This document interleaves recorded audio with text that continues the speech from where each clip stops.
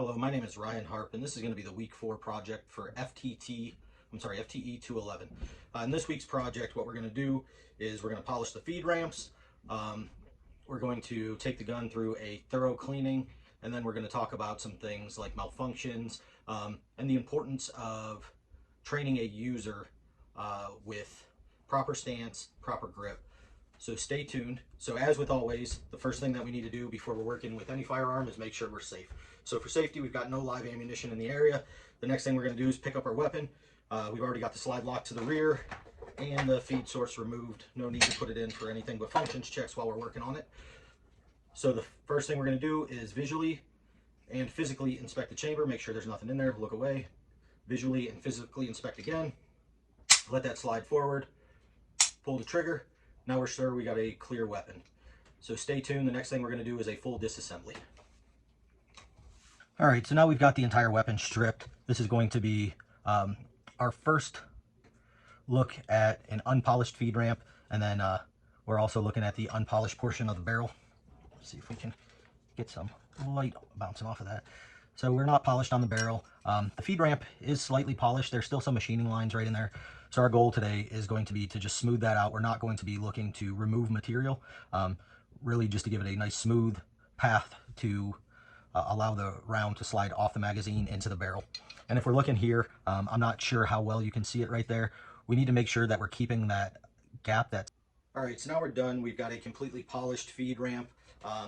We polished the barrel, made sure that the spacing didn't change. I'm sorry, not the barrel, just the feed lip of the barrel.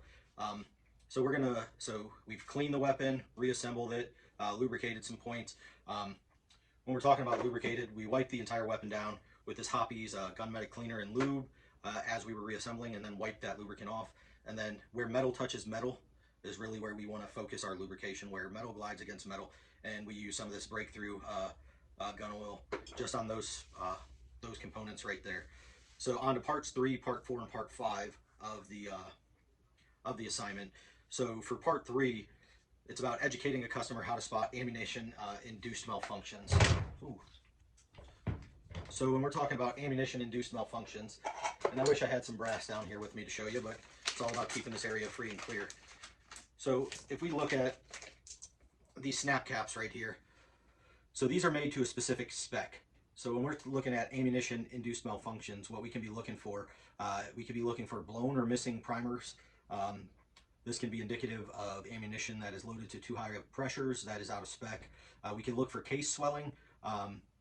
These are just a couple of things we're looking for. We can look for, especially on an inertia-driven firing pin like the 1911, we can look for primer strike-through, meaning we've punched a hole straight through our primer.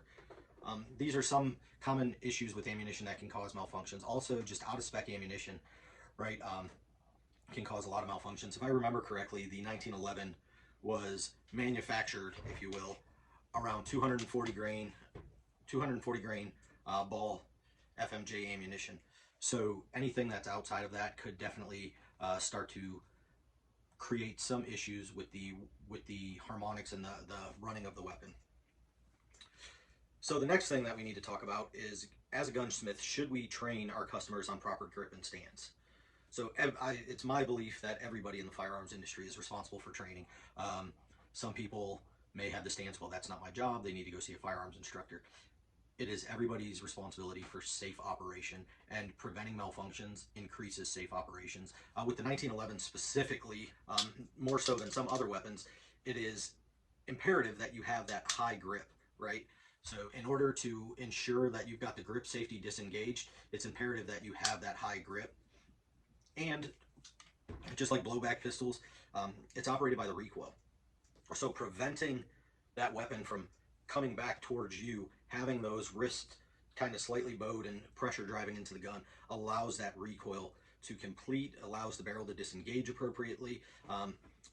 It's imperative to have a proper grip, and proper stance goes into the same thing. If we're anticipating recoil and we've got a weak stance, it almost increases the probability for malfunctions. So we want to decrease malfunctions. So a proper grip and a proper stance can definitely go into that. And it's one of the first things that we should be checking with our customers when they bring us a firearm that's malfunctioned. Well, show me how you're holding it. Show me how you're using it after we've cleared it and made sure it's safe, of course.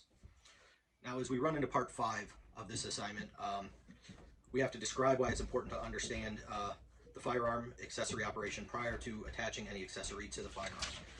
The reason it's important to understand what the accessory is going to do to the operation is to understand if there's going to be components that are going to change. It's on us as a gunsmith to make sure we return a firearm back to a customer in either the same or better condition that they sent us to it. So if we're just changing the sights on a 1911, cool, not going to be a big deal. It's not going to create enough weight to counter the weight of the slide versus the weight of the spring and ensure we're functioning. But if we start getting into milling out and removing material and then adding an optic onto here, well, now we've affected the weight of the slide. So we need to inspect, is the recoil spring that we have in there going to be sufficient enough to bring the slide back into battery and to slow the recoil enough to allow the weapon to function. Those are just two considerations when it comes to accessories. We could talk about accessories such as triggers, hammers, mainsprings, anything we do in there, we're going to need to know what we're putting in. Specifically on this weapon, as we progress through future stages, I have plans to replace the grip safety, replace the hammer strut, replace the sear, all of these things. But if I'm not making sure that this weapon is functioning with what I have in there, and then making sure that it functions the same or better with any accessories or upgrades that I put into it, then I'm being negligent in my job.